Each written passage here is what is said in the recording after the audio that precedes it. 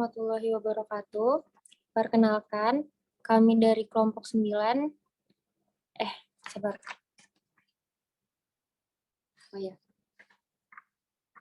Assalamualaikum warahmatullahi wabarakatuh. Perkenalkan, saya Rapani Ramadhani dari kelompok 9. Kami akan mempresentasikan tentang sistem gastrointestinal. Anggota kami yaitu Clara Vini Amelia, Muhammad Saparudin Kamrullah, Muhammad Ma'ruf Hafiz Hamdani, Muhammad Rizky Alpianur, Repani Ramadhani, Dimas Satrio Putra Ermansa, dan Erika Zahra. Sistem gastrointestinal akan dijelaskan oleh Muhammad Ma'ruf Hafiz Hamdani.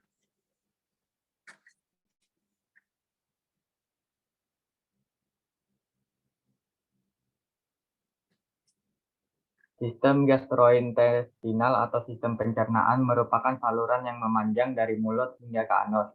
Saluran ini berfungsi untuk mencerna, memecah, dan menyerap zat gizi makanan yang kemudian dialirkan melalui peredaran darah. Proses yang dilakukan oleh sistem organ pencernaan untuk mengolah makanan agar dapat diserap nutrisinya dan diubah menjadi energi. Fisiologi sistem gastrointestinal. Makanan yang masuk ke mulut kita digunakan pada level seluler yang melibatkan reaksi kimia misalnya sintesa protein, karbohidrat, hormon dan enzim, pembelahan, pertumbuhan dan reparasi seluler, dan produksi panas. Sebelum bisa digunakan, makanan harus melewati proses secara mekanis dan kimiawi untuk menghasilkan bentuk yang dapat diabsorpsi melalui dinding saluran cerna dan ditransport ke sel oleh darah.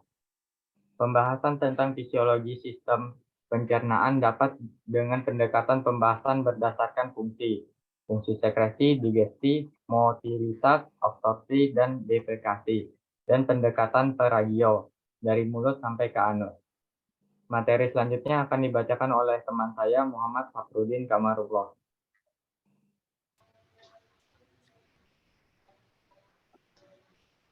Mekanisme kerja sistem gastrointestinal. Sistem organ pencernaan pun terdiri dari organ-organ yang memiliki peranannya masing-masing. Ada 6, yaitu 1. Mulut. Makanan pertama kali masuk melalui mulut. Di dalamnya terjadi proses pencernaan secara mekanik dan kimiawi. Untuk proses pencernaan mekanik dilakukan oleh gigi, sedangkan proses pencernaan kimiawi dibantu oleh beberapa enzim seperti amilase, petialin, dan juga enzim maltase. 2. Kerongkongan. Setelah diproses melalui mulut, selanjutnya makanan menuju ke kerongkongan terlebih dahulu sebelum mencapai lambung. Di kerongkongan terdapat gerakan peristaltik seperti meremas-remas guna mendorong makanan menuju lambung. 3. Lambung. Selain di mulut, proses pencernaan secara mekanik juga terjadi di dalam lambung ketika makanan dihaluskan oleh gerakan otot-otot lambung. Pada lambung terjadi pula proses pencernaan secara kimiawi melalui enzim-enzim. Ada enzim pepsin yang berfungsi mengubah protein menjadi asam amino, enzim renin yang berfungsi mengubah protein menjadi kasein, dan juga HCl, asam klorida yang berfungsi memecah protein serta melawan virus dan bakteri yang masuk melalui sistem pencernaan. Selanjutnya dibacakan oleh teman saya Muhammad Rizky Alpianur.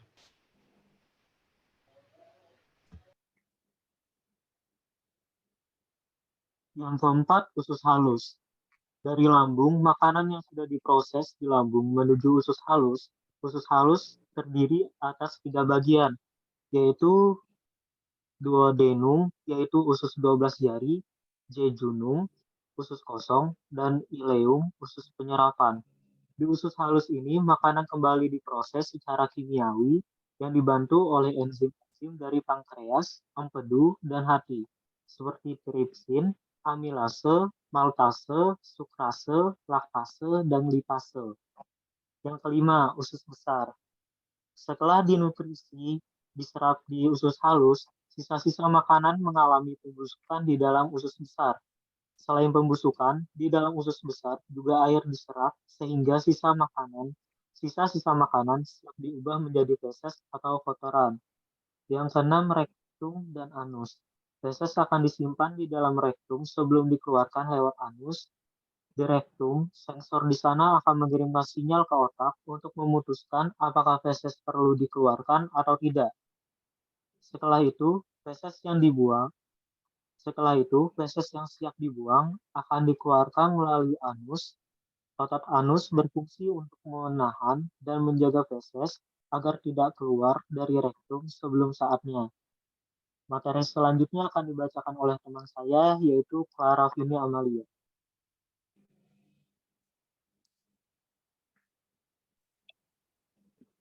Penanganan farmakologi pada gastrointestinal.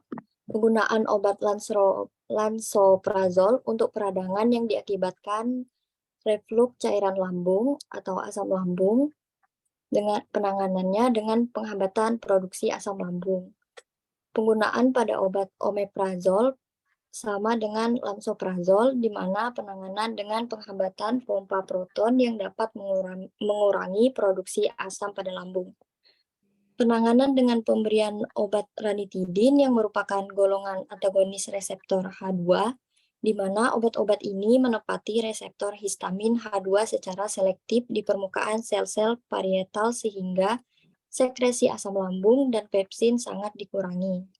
Penanganan dengan pemberian obat domperidon yang termasuk golongan obat antagonis dopamin, domperidon dan metocloparamid, bekerja pada kemoreseptor trigger zone.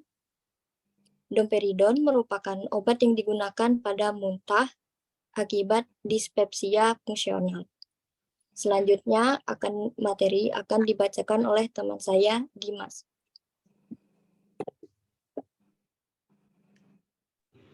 Macam-macam obat dan indikasi gastrointestinal. 1. Pometa plus 10 mg. Untuk pengobatan simptom dispepsia fungsional untuk mual dan muntah karena pemberian levodopa dan bromokriptin, dan untuk mual muntah akut. Reflux informasi spesies obat Indonesia 2021 edisi 53 halaman 119. 2. Lansoprazol 30 mg.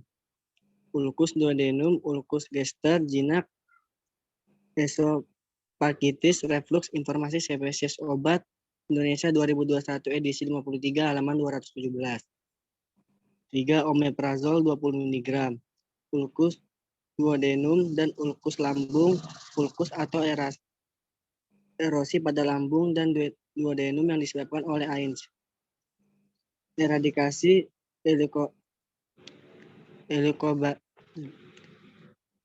Helicobacter pylori pada penyakit ulkus peptik. Esophagitis reflux syndrome, Zollinger-Ellison, informasi spesies obat Indonesia 2021 edisi 53 halaman 278. 4. Ranitidin 150 mg. Reflux. Informasi obat ini hanya untuk kalangan medis. Tukak lambung dan tukak duodenum. Reflux, esophagitis, dispepsia, episodik kronis, tukak akibat AINS, tukak duodenum karena pylori, sindrom Zollinger-Ellison. Kondisi lain di mana pengurangan asam lambung. Materi yang selanjutnya akan dibacakan oleh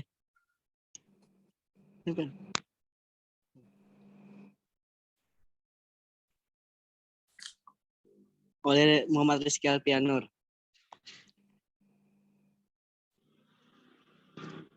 Kelima, domperidon 10 mg.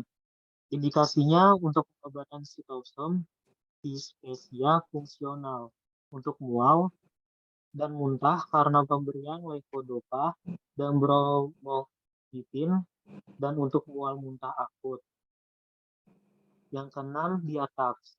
Indikasi obat ini dapat digunakan untuk pengobatan simptomatik pada diare non-spesifik, yaitu diare yang tidak diketahui penyebabnya dengan jelas. Yang ketujuh, polisilane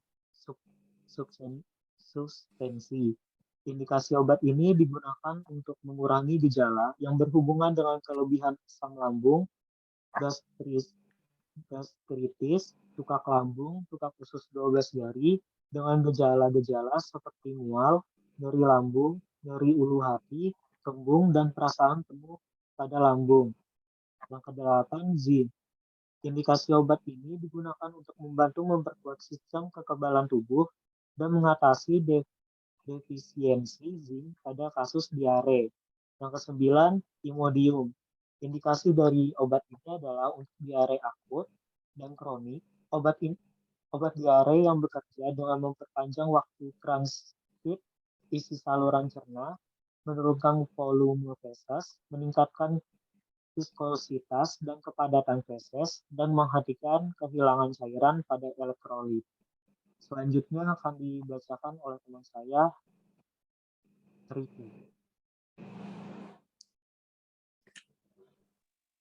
Efek samping.